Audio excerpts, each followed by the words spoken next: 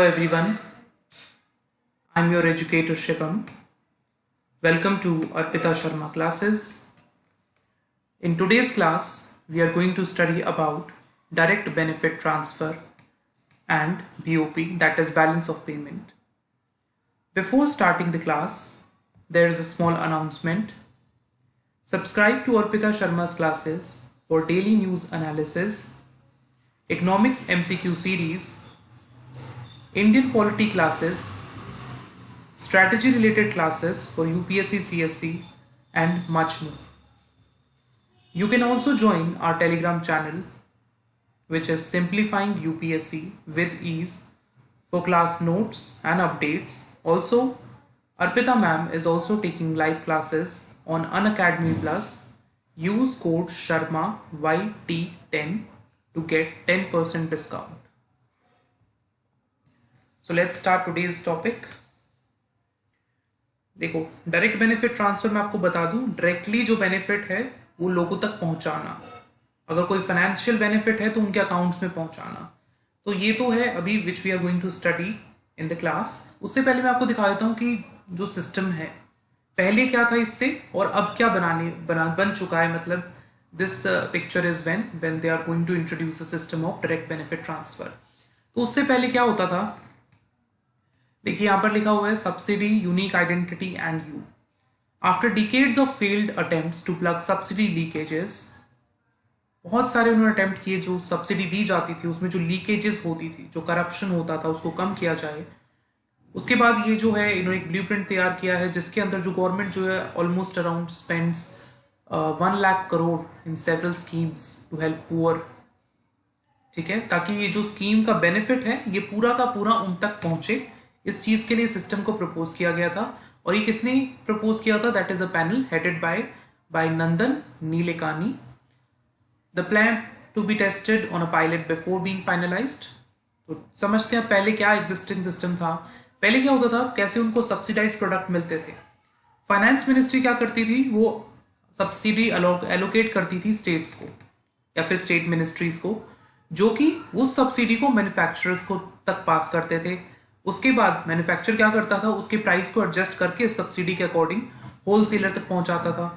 Wholesaler क्या करता था, उसके अंदर अपना मार्जिन डाल के वो फिर रिटेलर को बेचता था।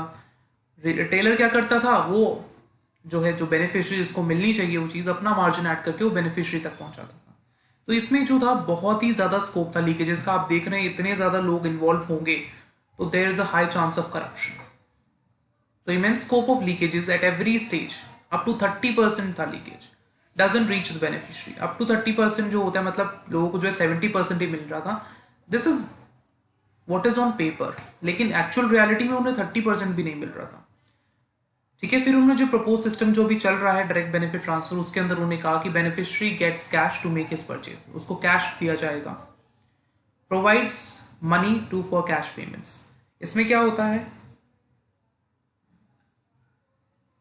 फाइनेंस मिनिस्ट्री पैसा एलोकेट करती है स्टेट मिनिस्ट्री को। स्टेट मिनिस्ट्रीज क्या करती हैं, जो नोडल बैंक होते हैं उनको पैसा दे देती है और वो जो है एक सेंटकोर सब्सिडी मैनेजमेंट सिस्टम है जो कि इस पूरे जो स्कीम है डायरेक्ट बेनिफिट ट्रांसफर को, इसको पूरी अच्छी तरह से, जिसकी पूरी रिस्पॉन्सिबिलिटीज है कि वो इन्फॉर्मेशन ले उसके बारे में, एंटाइटलमेंट्स और सब्सिडी के बारे में, इसका पूरा ध्यान रखती है। It's a core organisation for this scheme. इसमें क्या होता है, फिर एलोकेट करती है पेमेंट नेटवर्क ऑफ बैंक से फिर वो क्या करते हैं, डायरेक्ट बेनिफिशियरी के अकाउंट में ट्रांसफर करते हैं और वो सब्सिडी को विड्रॉ करता है और सब्सिडाइज प्रोडक्ट वो मार्केट से खरीदता है। तो अब जो सिस्टम है ये है। देखिए, डायरेक्ट बेनिफिट ट्रांसफर जो है is an attempt to change the mechanism of transferring subsidies launched by government of India on 1 January 2030। एक अटेम्प्ट था जिस तरह से हम लोग सब्सिडीज को ट्रांसफर करते थे। अभी मैंने आपको बताया कि एग्जिस्टिंग सिस्टम से कितने ज्यादा लोग इन्वॉल्व थे उस चेन के अंदर, तो उस चीज को जो हो रहा था उससे चेंज करने के लिए वाला सिस्टम लाया गया था। तो 1 जनवरी 2013 में किया गया था और ये आंध्र प्रदेश में ईस्ट गोदावरी डिस्ट्रिक्ट में by the finance minister P Chidambaram ने लॉन्च किया था। तो इसका एम क्या था, the programme aims to transfer subsidies directly to the people through their bank accounts. उनके बैंक अकाउंट में डायरेक्टली ट्रांसफर करने के लिए था ताकि जो मिडिल मैन है वो हट जाए, लीकेजेस ना हो। और किस आशा में किया गया था ये, किस आशा में ये प्रोग्राम लाया गया था कि जो सब्सिडीज हम लोग डायरेक्टली बैंक अकाउंट में कर देंगे उससे जो लीकेजेस होती थी, जो देरी होती थी पहुंचने में सब्सिडीज की, और जो करप्शन होता था वो कम होगा, ट्रांसपेरेंसी आएगी, और जो वहां पर बीच में जो फ्लॉज थे वो कम होंगे। इसका मोटो जो था, इसका जो मोटो है स्कीम का, डायरेक्ट बेनिफिट ट्रांसफर का, इसका मोटो है आपका पैसा आपके हाथ। मतलब जो आपका पैसा है वो आपके हाथ में आ रहा है। डीबीटी के अंदर क्या होता है, ईच और एवरी बेनिफिशियरी को क्या होता है, अपनी आइडेंटिटी एस्टेब्लिश करनी पड़ती है एंड एलिजिबिलिटी मेनी टाइम्स। बहुत बार उन्हें आइडेंटिटी और एलिजिबिलिटी अपनी एस्टेब्लिश करनी पड़ती है, मल्टीपल डॉक्यूमेंट्स देने पड़ते हैं फॉर वेरिफिकेशन, और जो कि which is done by multiple authorities. It's a process. जो इसके प्रोग्राम्स जो पार्ट हैं अभी, और गवर्नमेंट जो इसका स्कोप एक्सपेंड करती जा रही है, जैसे स्टार्टिंग में जो आए थे नेशनल चाइल्ड लेबर प्रोजेक्ट के अंदर जो सब्सिडीज हैं, जो ट्रांसफर्स हैं, वो डायरेक्टली उनके बैंक अकाउंट्स में किए जाते हैं। स्टूडेंट्स की स्कॉलरशिप्स हैं, अगर आप लोगों ने भी देखा होगा, if you used to got scholarships, तो आपके भी वो डायरेक्टली बैंक अकाउंट में आती थी। एलपीजी सब्सिडी, ये तो बहुत ही कॉमन एग्जाम्पल है। अगर आपने वो जो उनकी स्कीम आई थी कि आपको छोड़ दीजिए आप सब्सिडी अगर नहीं किया, तो अभी भी वो आपके बैंक अकाउंट्स में आती होगी सब्सिडी। पेंशंस है, जो ओल्ड एज पेंशन है, डिसेबिलिटी पेंशंस है, वो डायरेक्टली अब उनके बैंक अकाउंट्स में जाती है। एमजी नरेगा जो स्कीम है, जो एम्प्लॉयमेंट गारंटी वाली स्कीम है, इसके अंदर भी जो उनका पैसा इकट्ठा होता है, जो वेजेस होते हैं, वो भी उनके डायरेक्टली बैंक अकाउंट में आते हैं। इसमें क्या होता है, पैसा जो है डायरेक्टली उनके अकाउंट्स में ट्रांसफर किया जाता है यूजिंग आधार कार्ड्स, और जिनको बेनिफिट की जरूरत नहीं है उनको बेनिफिट नहीं दिया जाता है। देखिए ये स्कीम लाई क्यों गई, वैसे मैंने आपको एग्जिस्टिंग सिस्टम बता दिया है, लेकिन अगर मैं छोटा सा एग्जांपल दूं, जो एमजी नरेगा स्कीम है, इसके अंदर क्या होता था, जो लोगों को पता नहीं होता था, क्योंकि इसमें अनस्किल्ड लेबर के लिए तो बहुत सारे ग्रामीण लोग आते थे इसमें काम करने के लिए। तो वो लोग क्या करते थे, वो लोग काम करते थे, उन्हें वेजेस रेट्स का नहीं पता होता था, तो कभी उन्हें कितने पैसे दे दिए, मान ली वेज रेट 100 है तो उनको 80 दे दिए, 70 दे दिए, 50 दे दिए, 40 दे दिए, उनको उस चीज़ से पता नहीं चल रहा था। तो वहां पर क्या कर रहे थे, जो मिडिल मैन थे वो सारा पैसा खा रहे थे। तो इस चीज़ से ये जो स्कीम लानी थी, डायरेक्ट बेनिफिट ट्रांसफर जो मैकेनिज्म आया है, इससे बहुत ज़्यादा इंप्रूवमेंट हुई है, करप्शन कम हुआ है। हम इसके बेनिफिट्स भी जानेंगे। तो इसके बेनिफिट्स क्या क्या है, देखिए फर्स्ट बेनिफिट यही है, ऑफकोर्स आपको एडमिनिस्ट्रेटिव कॉस्ट कम लगती है और डिलीवरी कॉस्ट भी कम है। कैसे, क्योंकि अब आप डायरेक्टली क्या कर रहे हैं, it's a technology driven approach है ये। पहले क्या होता था, people use to get the amount of subsidies and they distribute it, लेकिन अब वो डायरेक्टली उन्हें मिल रहा है उनके बैंक अकाउंट्स में, तो आपके एडमिनिस्ट्रेटिव कॉस्ट भी कम है, यहाँ पर आपको आईटी कॉस्ट लगती है, डिलीवरी कॉस्ट भी कम है, आपको डिलेज भी कम हो रहे हैं, लीकेजेस कम हो रही हैं, जो करप्शन बीच में होता था वो कम हो रहा है, ट्रांसपेरेंसी आ रही है, एलिमिनेटिंग घोस्ट बेनिफिशरीज। कई बार क्या होता था, अगर आपको देखेंगे तो फ्यू ईयर्स बैक एक न्यूज़ आई थी कि 50,000 जो एमजी नरेगा वर्कर्स हैं वो बोगस हैं। मतलब जो पैसा सरकार उनके लिए ट्रांसफर कर रही थी, जो उनके लिए भेज रही थी, वो डुप्लीकेट लोग थे, उनका कोई नामो निशान नहीं था, उनका कोई रिकॉर्ड्स नहीं थे, लेकिन उनके नाम का पैसा उनके पास आ रहा था। तो इन चीज़ों को कम करता है ये घोस्ट बेनिफिशरीज जो होते हैं, मिडिल मैन को कम कर देता है। तो ऑफकोर्स जैसे ही आप ट्रांसपेरेंसी लेके आएंगे, लीकेजेस कम हो गई और जो घोस्ट बेनिफिशरीज हैं वो भी कम हो गए, तो क्या होगा, गवर्नमेंट का सब्सिडी बिल भी कम हो गया। इजी टू मॉनिटर है because it's a technology driven approach, coordination better हो सकता है, माइग्रेंट्स के लिए बहुत कन्वीनियंट है, वो एक जगह से दूसरे जगह पर ट्रैवल करते रहते हैं, तो डायरेक्टली उनके बैंक अकाउंट्स में वो चीज़ आ जाएगी, कोई भी उनका बेनिफिट मिलना है वो डायरेक्टली बैंक अकाउंट में आ जाएगा, तो उनके लिए बहुत ज़्यादा कन्वीनियंट है। आइडेंटिफिकेशन थ्रू मल्टीपल डॉक्यूमेंट्स आपको देने पड़ते हैं, तो उससे जो है जो टारगेटेड बेनिफिशरीज हैं उनके पास ये बेनिफिट पहुंच पाएगा। एफिशिएंसी बढ़ेगी वेलफेयर स्कीम्स की, जो एलिजिबल बेनिफिशरीज हैं उन्हीं को टारगेट करके, जिनके लिए स्कीम को बनाया गया है, जो उनका मकसद था कि इन लोगों तक ये स्कीम पहुंचनी चाहिए, उन तक वो पहुंचेगी। इसके चैलेंजेस भी हैं, क्योंकि सुप्रीम कोर्ट ने लास्ट ईयर आई गेस उन्होंने मैंडेटरी जो था आधार कार्ड स्कीम्स के लिए वो उसको हटा दिया था। उस चीज़ से भी काफ़ी सारी चीज़ें जो है प्रॉब्लम क्रिएट हो गई, आपकी सर्विस कॉस्ट बढ़ गई, क्योंकि ये सर्विसेज सेक्टर का चीज़ है, बैंक अकाउंट्स एंड ऑल। लेकिन एक चीज़ और है, जैसे आप देखेंगे less penetration of banks in rural areas. जब हम लोग फाइनेंशियल इंक्लूजन की बात कर रहे थे, जो जनधन अकाउंट्स खोले गए थे, उसमें तब एक चीज़ आई थी कि कितने गांव तो ऐसे हैं जहां पर 10-10, 20-20 किलोमीटर तक कोई बैंक नहीं है, कोई पोस्ट ऑफिस नहीं है। तो उस चीज़ें वहां तक बेनिफिट को पहुंचाना बहुत ही इट्स अ ह्यूमंगस टास्क। तो गवर्नमेंट को अपने इंफ्रास्ट्रक्चर को इम्प्रूव करने की ज़रूरत है। गवर्नमेंट ने बहुत सारी चीज़ें करी भी हैं, स्मॉल फाइनेंस बैंक्स आए हैं, एयरटेल पेमेंट्स बैंक्स आए हैं वगैरह, ये सब आए भी हैं। इंक्लूजनरी एंड एक्सक्लूजनरी एरर्स हैं, आपने किसी को इंक्लूड कर लिया, किसी को छोड़ दिया, किसी के पास मान लीजिए कुछ डॉक्यूमेंट कम है एंड द पर्सन वो पर्सन छूट गया है उस बेनिफिट से। टेक्नोलॉजी का मिसयूज भी हो सकता है, साइबर क्राइम, कोई नई गवर्नमेंट आती है, नए गवर्नमेंट के प्लान्स होते हैं, तो हर चीज़ ये चैलेंजेस हैं जो कि एड्रेस करने की ज़रूरत है to make the scheme more successful. Now, the next topic which we are going to study today, that is balance of payment. Balance of payment क्या होता है? देखो, balance of payment record transactions in a goods and services and assets between residents of a country with the rest of the world for a specified time period, typically a year. Balance of payment क्या है? It's a record, जो भी हम transaction कर रहे हैं goods, services या assets की, लाइक इंडिया जो भी रेस्ट ऑफ द वर्ल्ड से, अमेरिका से, चाइना से, यूएस से, यूके, कहीं से भी कर रहे हैं, इटली वगैरह, कहीं से भी जो ट्रांजैक्शंस हो रही हैं आपस में, उसका रिकॉर्ड है बैलेंस ऑफ पेमेंट। ठीक है, एक स्पेसिफाइड टाइम पीरियड में, जैसे कि टिपिकली 1 ईयर में।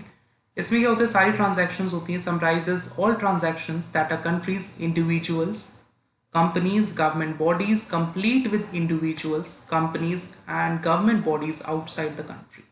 इसमें सारी ट्रांजैक्शंस का ब्यौरा होता है। जो भी एक पर्सन जो है कंट्री, मान लीजिए इंडिया के जो भी इंडिविजुअल्स कर रहे हैं, कंपनीज कर रही हैं, गवर्नमेंट बॉडीज कर रही हैं, बाहर की किसी कंट्री के इंडिविजुअल्स से, कंपनीज से, गवर्नमेंट बॉडीज से, दीज ट्रांजैक्शंस, इनके अंदर क्या क्या चीज़ें होती हैं ट्रांजैक्शंस के अंदर? Import and export of goods, services, capital, as well as transfer payments such as foreign aid and remittances। तो इसमें import export of goods, services and capital भी होता है, transfer payments भी होती हैं, foreign aid भी होती हैं और remittances भी होते हैं। तो इसके 2 मेन अकाउंट्स हैं, that is current account and capital account। देखिए, current account क्या होता है? is the record of trade in goods and services and transfer payments। जो भी गुड्स एंड सर्विसेज का ट्रेड हुआ है हमारा एक ईयर में और जो ट्रांसफर पेमेंट्स हुई हैं उनके बारे में रिकॉर्ड है। ट्रेड इन गुड्स क्या क्या चीज़ें इंक्लूड करता है? Export and import of goods. Trade in services क्या करता है? Factor income and non factor income transactions. Transfer payments क्या होती हैं? देखिए, मैं आपको ये समझा देता हूँ। इम्पोर्ट और एक्सपोर्ट तो मुझे लगता है I hope you are clear with it. Goods का होता है एक्सपोर्ट और इंपोर्ट। सर्विसेज का लाइक जैसे नेट फैक्टर इनकम है, मान लीजिए मैं कहीं काम करता था या वहाँ से मुझे कंपनसेशन मिला है जो भी एम्प्लॉयज़ के लिए, या फिर कोई इन्वेस्टमेंट इनकम आई, कोई मुझे डिविडेंड मिला है या फिर इंटरेस्ट पेमेंट मिली है तो वो क्या होगी? हमारी फैक्टर इनकम हो जाएगी, net factor income. Non factor income आ गई, हमने कोई बैंकिंग की सर्विस दी है, टूरिज्म से रिलेटेड है, इंश्योरेंस से रिलेटेड है, सॉफ्टवेयर सर्विस हमने कोई दी है तो उस चीज से रिलेटेड है। ठीक है। ट्रांसफर पेमेंट्स क्या होती है? Other receipts which the residents of a country get for free, जो उन्हें फ्री में मिलती है without having to provide any goods और सर्विसेज, रिटर्न में दिए बिना जो उन्हें मिलती है। जैसे कोई आपने गिफ्ट दे दिया जो वहाँ के लोग अपने पेरेंट्स के लिए भेज रहे हैं, मान ली मैं यूएस में रहता हूँ, मैं अपने पेरेंट्स के लिए कुछ रेमिट कर रहा हूँ वहाँ से, या फिर कोई वहाँ से किसी एनजीओ से यहाँ पर ग्रांट आ रहा है, तो ये सब चीज़ें without having to provide any goods और सर्विसेज इन रिटर्न। इसके अंदर क्या क्या आता है? They consist of gifts, remittances and grants. They could be given by government और by private citizens living abroad. तो गवर्नमेंट भी दे सकती है और कोई प्राइवेट इंडिविजुअल है वो भी दे सकता है। देखिए, अगर हम लोग buying foreign goods is expenditure from our country and it becomes the income of that foreign country. अगर हम किसी भी कंट्री से, मान लीजिए हम चाइना से अगर हम लोग कुछ भी इंपोर्ट कर रहे हैं, कुछ भी खरीद रहे हैं, तो क्या होगा, that is expenditure for our country and income for the China. तो hence the purchase of foreign goods और import decreases the domestic demand for goods and services. हम लोग जो करते हैं, परचेज करते हैं, जो डोमेस्टिक डिमांड है गुड्स और सर्विसेज की, वो कम हो जाती है अपनी कंट्री के अंदर, और वाइस वर्सा. जैसे ही मान लीजिए चाइना हमारे यहाँ से इंपोर्ट कर रहा है, हम एक्सपोर्ट कर रहे हैं, चाइना इंपोर्ट कर रहा है, तो हमारी क्या है, एग्रीगेट डिमांड वो बढ़ जाती है गुड्स एंड सर्विसेज की. तो बैलेंस क्या है देखिए, अगर करंट अकाउंट सरप्लस कब होगा, मान लीजिए हमारे पास जो है रिसीप्ट ज़्यादा आई है, हमें जो पैसा जो मिलना था, जो हमने इम्पोर्ट ज़्यादा हो, हमारा एक्सपोर्ट ज़्यादा है इम्पोर्ट से, तो उस चीज़ को रिलेटेड, या फिर हमारी नेट फैक्टर इनकम्स जो है वो ज़्यादा हैं, ठीक है, हमें ग्रांट ज़्यादा मिले, तो इसमें क्या हो रहा है, हमारी रिसीप्ट जो है, जितनी हमने पेमेंट करी है हमने इम्पोर्ट करने में, फैक्टर इनकम्स में, तो उससे ज़्यादा है, तो हमारा क्या होगा, सरप्लस होगा. अगर वो रिसीप्ट जो है वो पेमेंट के इक्वल है, तो क्या होगा, बैलेंस्ड होगा. ना तो हमें क्राइसिस हो रहा है, ना ही हमें फायदा हो रहा है, ना ही हमें सरप्लस हो रहा है, ना ही हमें डेफिसिट हो रहा है. करंट अकाउंट डेफिसिट कब होगा, जब हमारी जो रिसीट्स हैं वो पेमेंट से कम होंगी. तो बैलेंस ऑन करंट अकाउंट में दो कंपोनेंट होते हैं, तो बैलेंस ऑफ ट्रेड, जिसे हम लोग एक्सपोर्ट माइनस इम्पोर्ट भी कहते हैं, बैलेंस ऑन इनविजिबल्स. देखो बैलेंस ऑफ ट्रेड वही चीज़ है, बैलेंस ऑफ ट्रेड है गुड्स का, balance of invisible is related to the services. Balance of trade हमने इंपोर्ट और एक्सपोर्ट किया है गुड्स का, बैलेंस ऑफ इनविजिबल्स है हमने एक्सपोर्ट और इंपोर्ट किया है सर्विसेज का.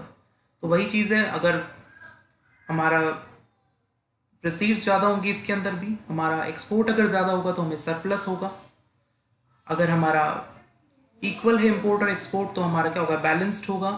अगर हमारा पेमेंट ज़्यादा है, अगर हम लोग इंपोर्ट ज़्यादा कर रहे हैं, एक्सपोर्ट कम कर रहे हैं, तो क्या होगा, हमें डेफिसिट होगा.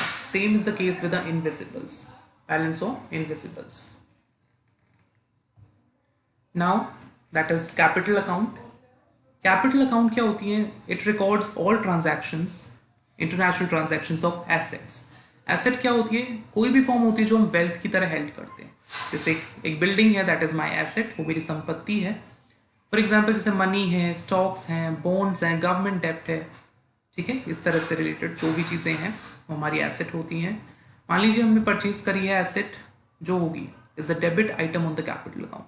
डेबिट आइटम क्या होगी, मान लीजिए मैंने यूके से कुछ भी मंगाया है, आपको एग्जाम्पल यहाँ पर मैं बताता हूँ. If an Indian buys a car, UK car company, it enters capital account transaction as a debit item, क्योंकि हमारा जो फॉरेन एक्सचेंज जो है फ्लोइंग आउट ऑफ इंडिया, हम कोई भी चीज़ परचेज करेंगे तो हमें उसके लिए पेमेंट करनी पड़ेगी, और पेमेंट आपको पता है इंटरनेशनल करेंसी में होगी, दैट इज इन डॉलर्स. तो हमारा क्या होगा, जो हमारा फॉरेन एक्सचेंज क्या होगा, कम होगा, तो इसलिए क्या होगा, ये डेबिट होगी जब हम कोई चीज़ परचेज करेंगे. इसी तरह से अगर हम लोग कोई भी सेल कर रहे हैं एसेट की, हम लोग मान लीजिए हमने शेयर्स बेच दिए और यूके यूएसए के जो है लोगों ने इसे खरीद लिया है, तो क्या होगा, कैश हमारी कंट्री में आएगा, हमारी कंट्री में फॉरेन एक्सचेंज आएगा, फॉरेन रिजर्व्स आएंगे, तो क्या होगा, sale of assets like sale of sale of share of an Indian company to a Chinese customer is a credit item on the capital account. तो क्या हो जाएगा, क्रेडिट हो रहा है हमारा, जो हमारा इनफ्लोज आ रहे हैं हमारी कंट्री के अंदर, और जब हम कोई चीज़ बाहर से परचेज करेंगे तो वो आउटफ्लोज हो रहे हैं. दीज आइटम्स कौन कौन से हो सकते हैं, foreign direct investments, foreign institutional investments, external borrowings and assistance. अब देखिए बैलेंस ऑन कैपिटल अकाउंट में बैलेंस जो कैसे पता करेंगे, अगर हमारे इनफ्लोज जो हैं वो आउटफ्लोज से ज़्यादा हैं, हमारे कंट्री में जो है कैपिटल ज़्यादा आ रही है, हमारे कंट्री में जो है पैसा ज़्यादा आ रहा है और जा कम रहा है, तो क्या होगा, हमारा सरप्लस होगा. अगर इक्वल है तो हमारा क्या होगा, बैलेंस्ड कैपिटल अकाउंट होगा. और अगर हमारे आउटफ्लोज ज़्यादा हैं, हम लोग बाहर से बहुत सारी चीज़ें, कैपिटल चीज़ें खरीदे जा रहे हैं, या फिर हमें कैपिटल लेके आ रहे हैं हम लोग, या फिर हमारी कंट्री के जो इंडियंस है वो बाहर की कंपनी के शेयर्स बार बार खरीद रहे हैं, तो उससे क्या होगा, आउटफ्लो होगा, और आउटफ्लो ज़्यादा होगा तो हमें क्या होगा, डेफिसिट होगा. अब बीओपी, सरप्लस और डेफिसिट देखिए, जो इंटरनेशनल पेमेंट्स होती हैं, the essence of the international payments is that just like an individual who spends more than her income must finance the difference by selling assets or by borrowing, a country that has a deficit in its current account must finance it by selling assets or by borrowing abroad. इसमें एक छोटा सा example दिया हुआ है, मान लीजिए मेरी इनकम 20,000 है, अगर मैं ज़्यादा स्पेंड करूँगा, मैं 30,000 स्पेंड कर रहा हूँ, तो मुझे क्या करना पड़ेगा? I have to finance the remaining 10,000। तो मैं कैसे करूँगा? या तो मैं अपना कुछ सामान बेचूंगा, या फिर मैं कहीं से लोन लूंगा, उधार लूंगा। और कोई भी कंट्री को इसी तरह से सेम चीज़ है, और किसी कंट्री को करंट अकाउंट डेफिसिट हो रहा है तो उसे फाइनेंस करना पड़ता है अपनी एसेट्स बेच कर या फिर बोरोइंग कर कर अब्रॉड से। Thank you so much. I hope you like the session.